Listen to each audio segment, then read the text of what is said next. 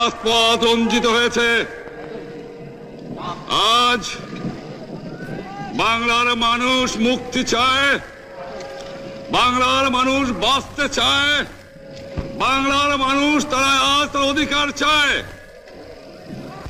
কিন্তু দুঃখের বিষয়, আজ দুঃখের সঙ্গে বলতে হয় 23 বছরের করুণ ইতিহাস, বাংলার অত্যাচারের, বাংলার মানুষের রক্তের ইতিহাস, 23 বছরের ইতিহাস, মুমূর্ষ নরনারীর আর্তনাদের ইতিহাস, বাংলার ইতিহাস, এদেশের মানুষের রক্ত দিয়ে রাজপথ অঙ্কিত করার ইতিহাস। 1952 সালে রক্ত দিয়েছি, 1954 সালে নির্বাচনে জয়লাভ করেও আমরা গদিতে বসতে পারি নাই।